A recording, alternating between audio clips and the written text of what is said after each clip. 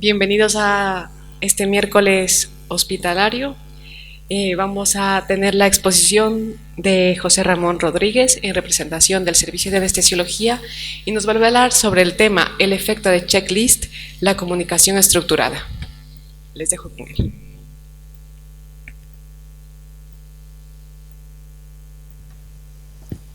Bueno, creo que se oye bien, somos muchos y vamos a empezar cuanto antes. En primer lugar, quiero agradecer a Maite y a todo el equipo de formación que nos haya dado la oportunidad de compartir en este foro pues todo el conocimiento acumulado, todo lo que hemos aprendido, tanto en nuestra calidad como formadores en cirugía segura dentro del grupo de cirugía segura del SESCAM, en los cursos del ICS que hemos venido desarrollando en los últimos años, como en lo que es nuestra implicación en las tareas de seguridad. Bien, gracias Maite y a todo el equipo. Empezamos. Esta diapositiva la pongo siempre que hablo de cualquier cosa, me da igual. La pongo desde hace más de un lustro. Los médicos, con nuestra mala práctica, con nuestras equivocaciones, con nuestros problemas, nos hemos convertido en la tercera causa de muerte de los pacientes hospitalizados. Nosotros. No es que seamos unos homicidas, evidentemente trabajamos para la gente, curamos a muchísimas personas, pero estamos pagando un precio, o están pagando nuestros pacientes, un precio demasiado alto por nuestros errores, o eso consideramos nosotros. Tercera causa de muerte. Esta clasificación no ha cambiado en los últimos años. Conservo esta diapositiva y no la modernizo porque tengo con ella una relación afectiva importante. Y bien, lo que nos preguntamos es ¿cómo hemos llegado a esto? Esa es la pregunta, ¿no? ¿Cómo hemos pasado? ¿Dónde se ha quedado eso del primum non nocere? Eso de decir, curar a veces, aliviar a menudo, consolar siempre. ¿Dónde ha quedado todo eso, no? ¿Qué es lo que ha pasado? Porque hemos entrado en ese lado oscuro de la medicina. Bien, hay muchos factores. Desde mi punto de vista, y aquí estoy opinando, hay tres que son esenciales, que nos han llevado a esto: la complejidad de nuestra profesión, la incertidumbre con la que trabajamos y la capacidad de autoengaño, porque esa es común a todos los seres humanos, para convencernos de que estamos haciendo bien las cosas cuando no es así, pero que siempre tendemos a darnos la razón. Hoy nos centraremos en este aspecto, la complejidad, ¿no?, de nuestra tarea. Fíjense, dos frases para recordar la de Chandler. La medicina ha pasado de ser algo simple, poco efectivo y relativamente seguro, en algo complejo, efectivo, pero potencialmente muy peligroso. Este otro autor, que es un cirujano, utiliza una frase un poco más contundente y dice: hemos pasado de la ignorancia a la incompetencia. Pero no hay mejor frase que la del tío Ben, el padre putativo de Spider-Man, como saben todos, ¿no?, que dice: un gran poder conlleva una gran responsabilidad. Y eso es lo que nos pasa a nosotros. Y queremos saber cuál es nuestro punto más frágil, cuál es el eslabón de toda esta cadena de cosas que hacemos en el que somos más débiles y que más problemas nos está causando. Pues, bueno, algunos estudios, como este de la Joint Commission, publicado en 2016, analiza dentro de nuestras tareas cuál es la que con más frecuencia se ve implicada en nuestros errores. Lo ven aquí: entrenamiento, cómo evaluamos al paciente, si necesitamos más personal o menos personal, disponibilidad de información, todo esto. ¿Quién está a la cabeza de todo esto? La comunicación. Los problemas de comunicación entre el personal, con los pacientes, entre nosotros mismos. Los problemas de comunicación se implican en casi el 70% de los incidentes graves relacionados con la práctica médica. No sé si esta información sorprende un poco o no, a mí son cosas que sí me sorprendieron, evidentemente, en su momento. En este artículo muy reciente, un artículo de estos, como decía mi primer jefe, que hay que tener en la mesilla de noche porque son fundamentales para el trabajo, que analiza la evolución de los problemas de seguridad en el ámbito de la anestesia y la cirugía, revisando los protocolos de Helsinki, qué había pasado con ellos, se habían emitido 10 años antes, qué había ocurrido con ellos y cómo se estaban implementando, recogiendo la experiencia de esos 10 años, sigue dedicando una gran cantidad de capítulos a los temas de comunicación. Tenemos que hablar, la comunicación en las transiciones asistenciales, el reporte de incidentes críticos, el papel de los listados de verificación, los problemas relacionados con las órdenes de prescripción médicas. Llega a incluir esta frase, ¿no?, que es incluso difícil encontrar ningún efecto adverso en el que no esté implicado algún tipo de error de comunicación. Es una frase también muy contundente y afirma que de una manera causal se pueden implicar hasta en un 50% de los efectos adversos motivos o problemas o errores de comunicación.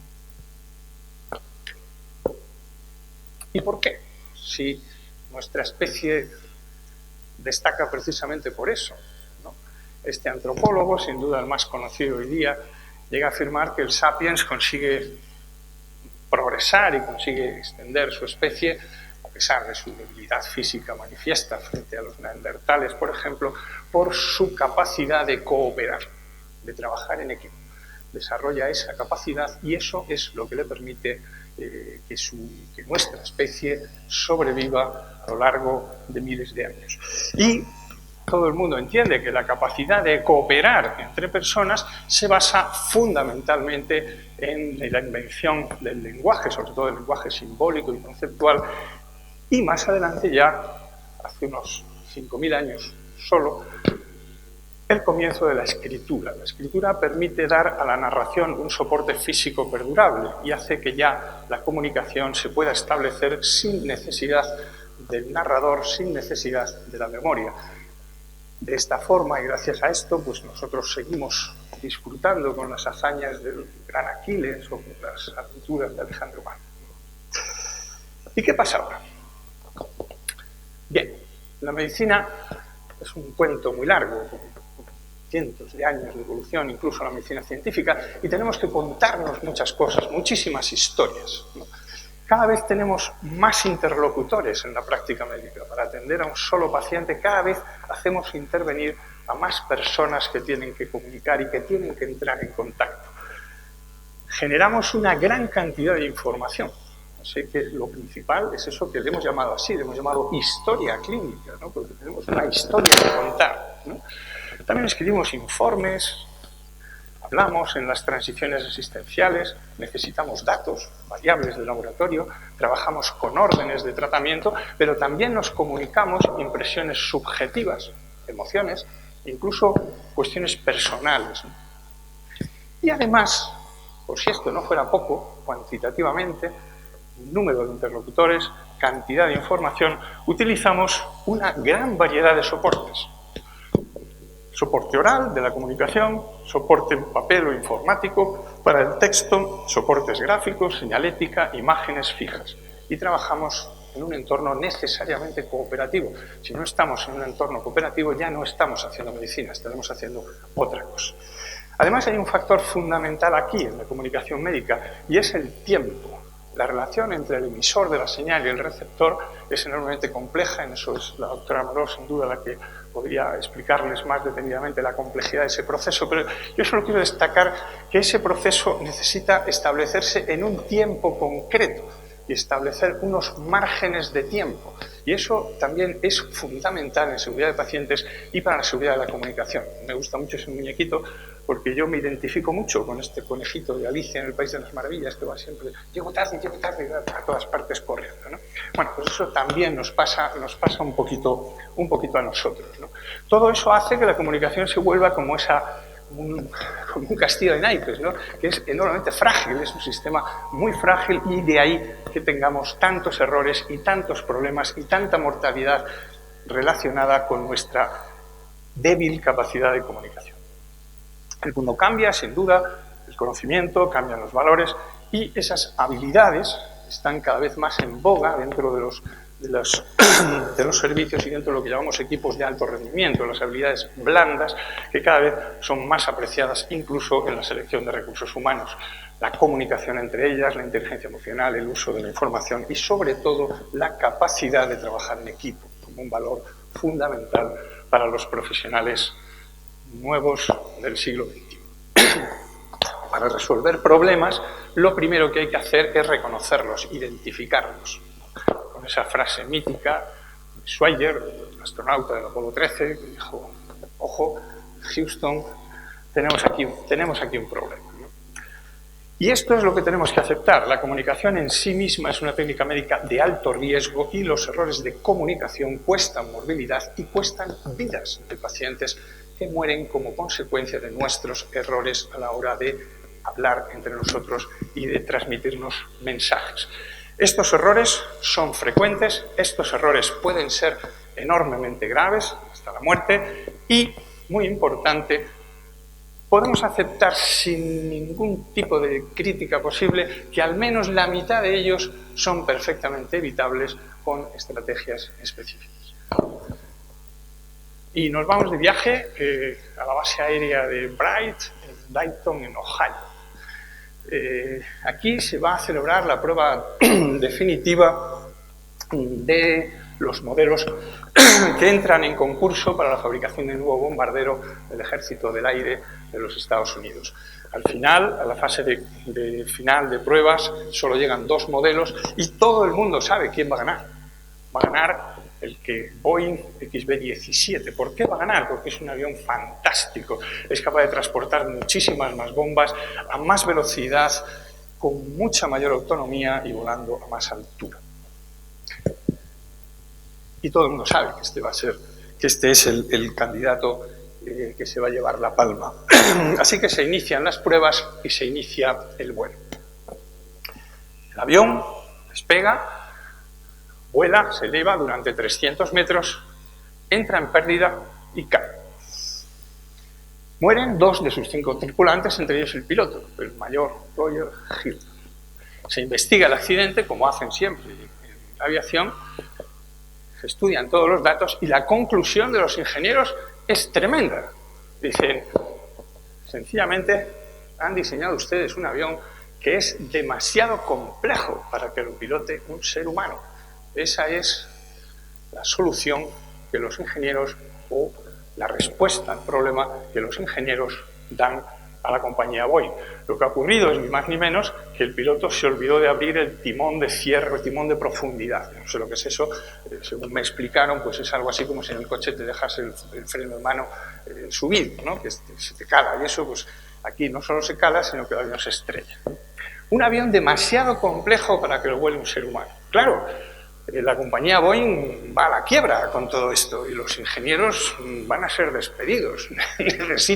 necesitan pensar algo, necesitan buscar una solución. Y la encuentran. ¿Qué es lo que hacen? Diseñan un checklist.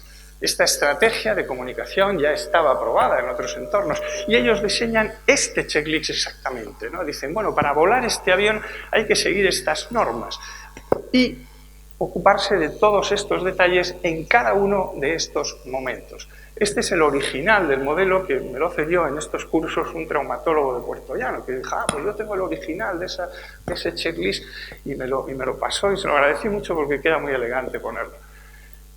A partir de aquí, y trabajando con este checklist de gestión de la información que demandaba el avión a la hora de volar, ya no hubo más problemas. Fue el avión que condujo al éxito a la Segunda Guerra Mundial, voló, partió, ven ahí, 640.000 toneladas de bombas, millones de kilómetros hechos sin accidentes y, por supuesto, salvó a la compañía Boeing del fracaso. En nuestro entorno médico, adoptando esta estrategia para resolver los temas de comunicación, la Organización Mundial de la Salud encarga la creación de un checklist específico para la cirugía a un comité de expertos, ¿no? Dirigido por este profesional, es un cirujano endocrino, Atul Gawande, no sé cómo se pronunciará exactamente. Tardan 9 años en configurar este checklist. Y esta es una de las cosas, cuando hablemos de checklist que pueden ser aplicados a todos los ámbitos de complejidad, se tiende a pensar que es muy fácil, que es decir, pum, pum, pum, pero no, lleva mucho tiempo pensar realmente qué datos son estrictamente necesarios, cuáles aportan más seguridad y evaluarlos. En este caso, llevó 9 años. Los resultados son sorprendentes, se publican en el año 2009 en New England, ¿no? La reducción de problemas relacionados con la cirugía es de esta envergadura. Puede reducir las complicaciones graves hasta en un 47%, la tasa de infecciones quirúrgicas en un 50%, la tasa de reintervenciones en un 25%.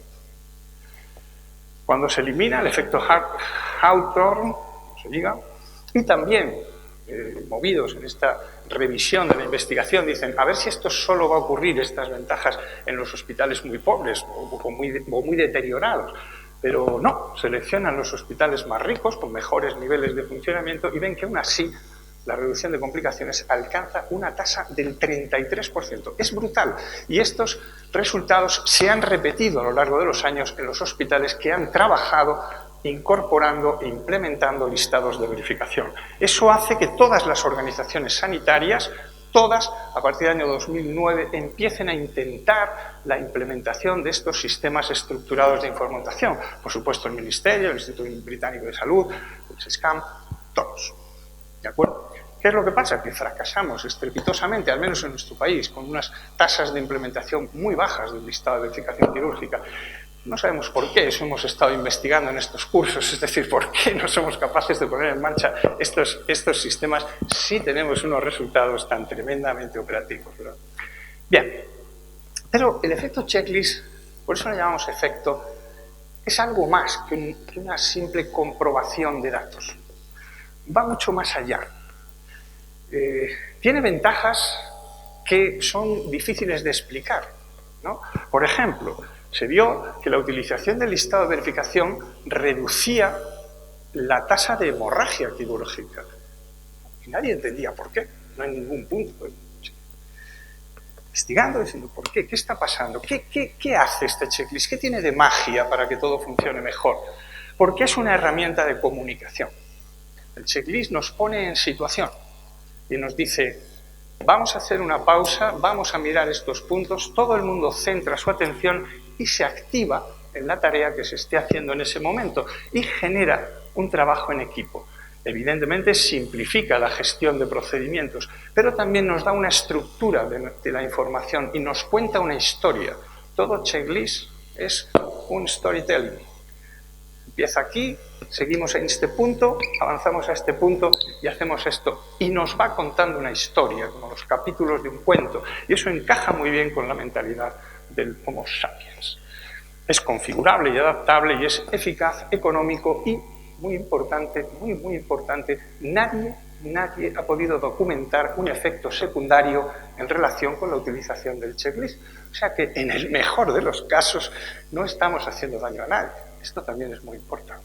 Nosotros, por ejemplo, para ver la aplicación de la creación de estos listados en otros entornos, trabajamos, por ejemplo, para crear el listado de verificación para el traslado de pacientes críticos, en el que nos exigimos a nosotros mismos establecer una serie de puntos antes del traslado que, como ven, va desde definir quién va a liderar el proceso de traslado de paciente hasta ocuparnos de que el paciente salga perfectamente aseado y visible y con el embozo bien hecho de la cama, que es una de las cosas que más me preocupan a mí cuando vamos a sacar un paciente de quirófano o de la unidad de intensivos.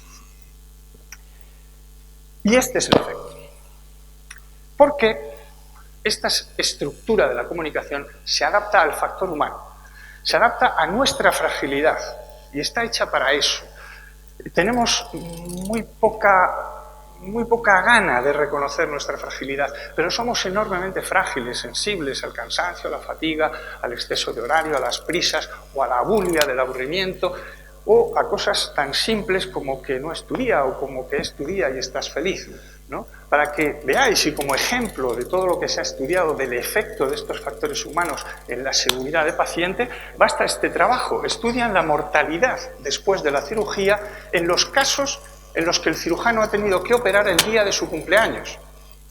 Fijaros que esa cosa tan simple ¿no? Y que aparentemente no tiene que tener ninguna relación con la seguridad, pero encuentran una relación estadística. Los pacientes van peor y se mueren más cuando son operados el día que coincide con el cumpleaños de su cirujano. ¿Por qué? No lo sabemos muy bien. Factor humano. Quizá la cabeza está un poquito en otro sitio, quizá no consigue liderar bien a su equipo. Pero hay muchísimos más ejemplos en la bibliografía de cómo nos afecta una simple depresión, un disgusto con nuestra pareja o con nuestros hijos, cómo nos afecta todo ese factor humano. Y para eso, para combatir esa fragilidad del factor humano, está esa estructuración de la información. Precisamente es ahí donde incide con mayor relevancia. Naturalmente, este tema de la estructuración de la información y esta seguridad proactiva es enormemente complejo. Nosotros aprendimos mucho de las personas que más han desarrollado todo este ámbito de conocimiento, que son sin duda los aviadores y sobre todo los aviadores militares. Tuvimos unas sesiones de trabajo en el Centro de Investigación de Medicina Aeronáutica, en el ARA-12, y también con las unidades de rescate de emergencias aerotransportadas, para conocer todos sus protocolos de seguridad y ver cómo trabajan ellos. Aprendimos muchísimo y algunas de las cosas las trasladaré aquí. Hay muchas más herramientas de comunicación estructurada. El CUS, por ejemplo, es una estrategia que se diseña para resolver lo que llamamos gradiente de cabina. Esa dificultad que tienen, por ejemplo, las enfermeras para decir algo que está haciendo mal un cirujano, la dificultad que tiene un residente para decirle a su adjunto que está haciendo algo mal, eso es lo que se llama gradiente de cabina. Alguien detecta una brecha en la seguridad, pero tiene dificultades para contarla a sus superiores, porque temor a la represión, temor a quedar mal, inseguridad, es decir, a lo mejor yo pienso esto, pero resulta que estoy equivocado y hago el ridículo, todo ese tipo de cosas. Y diseñan una estrategia específica, ¿no? Dirígete primero en torno de pregunta, dile que qué pasa con esto, el segundo punto, muéstrate disconforme con lo que está sucediendo, el tercer punto es decir, esto es un problema, denúncialo ya de esta manera, y el cuarto ya sería, haz algo, propon algo, ¿no? Pero esta estructura, si se sigue así, genera una defensa para esa persona que tiene que actuar y no sabe cómo hacerlo bien, pues utiliza este sistema. Todo lo que se está trabajando ahora, por ejemplo, en lo que es la identificación rápida de problemas de seguridad, el reconocimiento de situaciones críticas en planta y en otros sitios, generando una estructura de información que permita detectar la fragilidad de determinados pacientes, ¿no? Es decir, ojo, que este paciente se está poniendo muy malo. Eso se está generando, es un campo que sin duda va a tener. Yo creo que aquí dimos una sesión, además estudiando la fragilidad. Tú te acordarás de la fragilidad que se detectaba en los ancianos en sus domicilios mediante sistemas informáticos. Todos esos sistemas son estructuras de comunicación y exigen estructuras de comunicación perfectamente regladas. O el protocolo SBAR, que es el que se utiliza para notificar, por ejemplo, incidencias desde enfermería al médico. No llames y di, oye, que me pasa esto. No, cuando des un aviso, hazlo de esta manera. Sitúate, quién eres, da unos antecedentes, di cómo has evaluado y haz una recomendación. Esto son trabajos, técnicas, estrategias de estructuración de la información que tienden a adaptar todos los problemas de información al factor humano. Las fotos son bonitas. ¿Qué hemos aprendido en todo esto? La necesidad de concienciar y hacer un enfoque directivo a los problemas de comunicación. La formación orientada a la seguridad. Queríamos hacer propaganda aquí, al Departamento de Formación, de la importancia que tiene trabajar en estos temas. Es verdad que el conocimiento es muy importante, saber técnicas, saberse todos los antibióticos de memoria, todo eso es fundamental, pero sin esto no iremos a ninguna parte. Enseñar lo que es la empatía en la comunicación, la asertividad, la inteligencia emocional. Todo eso hay que enseñarlo y se puede practicar. La simulación en entornos multidisciplinares. Para trabajar en simulación, estrategias de empatía, de liderazgo y de comunicación, no hace falta ni siquiera una gran estructura de elementos de simulación. Es muy sencillo y se puede hacer y se debe hacer, ¿no? La formación hay que incluirla desde el pregrado y incluirla en los programas de formación MIR, todo este tipo de formación. Nosotros ya lo hemos hecho, estamos incorporándolo a los programas de formación de nuestros residentes a nivel local y también a nivel nacional, ¿no? Y también es importante implicar a los elementos directivos en legislaciones y regulaciones internas específicas para que la comunicación estructurada tenga un carácter obligatorio o al menos como que el no hacerlo se reconozca como mala práctica. Eso es importante. Concienciación, motivación y enfoque. Conclusiones. Necesitamos entender que trabajamos en equipo, muy importante, aunque no nos guste nuestro equipo. Da igual, que me lleve fatal con Pepito, mi jefe sea lo que sea, o mi gerente sea lo que sea, da igual, pero es un equipo. Estás en un equipo, te guste o no, pues es del Atleti o pues es del Madrid, pero necesariamente tienes que tratar en equipo y tienes que aprender a trabajar en equipo. Es importante gestionar una comunicación eficaz y, sobre todo, buscar siempre una mirada experta. Es decir, contar con asesores expertos en esta materia que nos puedan simplemente informar, revisar nuestros protocolos de comunicación, ver la fragilidad que tienen. Eso es fundamental, hacernos mirar desde fuera. He terminado, pero les voy a contar otra historia. Les voy a contar otra historia para que veamos cómo estos procedimientos de comunicación van mucho más allá del ámbito quirúrgico. He querido poner un ejemplo que nada tiene que ver con la cirugía y que probablemente puedan entender bien. La Organización Mundial de la Salud detecta, ahora nos vamos a la ciudad de Karachi, en Pakistán, un problema grave, ¿no? El 10% de los niños mueren antes de los 5 años, como consecuencia fundamentalmente de infecciones, 2 tipos de infección, neumonía y diarrea. Se plantean cómo abordar este problema, pero ven que es un problema extremadamente complejo, tiene múltiples causas, ¿no? Aguas residuales, pobreza extrema, bajo nivel, hábitos insalubres, todo eso, ¿no? Pero el doctor Stephen Bloom, que a la sazón es becario de la Organización Mundial de la Salud, decide probar una estrategia sencilla, simple, ¿no? Y desarrollar un experimento en el que añaden un antiséptico a la pastilla de jabón para ver si, utilizando jabón con antiséptico, pueden abordar de alguna manera este problema. Diseñan el trabajo y establecen 3 grupos. Al grupo A le dan pastillas de jabón con antiséptico, el Sidewall. Al grupo B le dan la misma pastilla de jabón, pero en este caso no lleva antiséptico ninguno. Y el grupo C no se hace ningún tipo de intervención. A todas las familias se les da una lista de instrucciones sobre cuándo tienen que utilizar el jabón. ¿De acuerdo? Los resultados son espectaculares. Los grupos A y B, con respecto al control, disminuyen un 52% la tasa de diarreas, un 50% la de neumonías y un 35% la de infección. Pero fíjense, la reducen los dos, el grupo A y el grupo B, tanto el que tenía antiséptico como el que no lo tenía. ¿Qué ha pasado entonces? ¿Qué es lo que ha ocurrido? Porque está claro que el antiséptico no es. El investigador pierde la beca del laboratorio, que ya no tiene interés, claro, porque no va a fabricar ningún antiséptico para los jabones, pero siguen investigando las causas y se dan cuenta, ¿no? Y dice, ¿qué es lo que ha ocurrido? ¿Por qué hemos conseguido unos resultados tan buenos, ¿no? Y ven varias cosas. Primero, porque las familias se han adherido a las indicaciones que se les dieron de cuándo utilizar el jabón.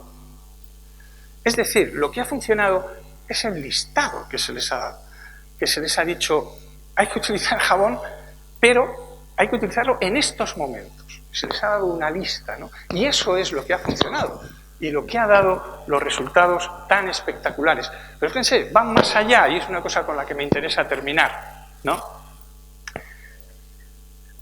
Mejoran los que reciben jabón con antiséptico y jabón sin antiséptico, pero cuando van al grupo control dicen, a lo mejor es que no utilizaban jabón y simplemente es la incorporación del jabón, y ven que no, que el grupo control utilizaba la misma cantidad de jabón. ¿Qué deducen? Que lo que ha funcionado es el momento en el que se les ha dicho que tienen que hacer la higiene de manos.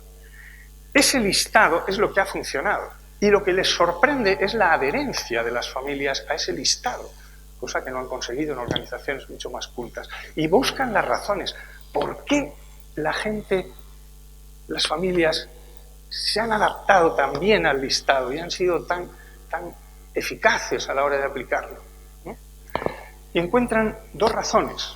Las familias entienden y ven la aportación de esas pastillas de jabón como un regalo. Nadie se lo ha impuesto, sencillamente ha ido alguien y ha querido decirles: queremos ayudarte, vamos a darte una lista y vamos a darte este jabón. Pero hay otra razón que dicen todas las familias por las que han sido tan consecuentes en la aplicación del listado. Dicen, es que el jabón, dice, huele muy bien. Y eso les movió a ser muy consecuentes con la aplicación del listado. ¿Y qué lección nos da eso? Que todo lo que queramos implementar necesita motivación, necesita ser planteado como un beneficio para la comunidad, necesitamos contarlo como algo que tiene que beneficiar a nuestros pacientes, necesitamos contarlo así. Esto es algo bueno, esta es una herramienta que ponemos a vuestra disposición para que vuestros pacientes vayan mejor, para que tengan menos complicaciones. Y además tenemos que gestionar proyectos que huelan bien, que sean fáciles, que estén bien diseñados, que no le compliquen la vida a la gente y que la gente los reciba de esta manera tan favorable. Solo así conseguiremos la implementación de estas estrategias y de esta forma conseguiremos reducir la morbimortalidad asociada a estos temas de comunicación y de factor humano. Y a mí lo que me gustaría, y a mi compañera, la doctora Morós, que ahora responderá conmigo a las preguntas que tengáis, pues es haberos convencido un poquito de estas cosas y haberos motivado un poco en el conocimiento de estas áreas. Nada más, muchas gracias y por mi parte pues he terminado. No sé si quieres decir algo, añadir alguna cosa.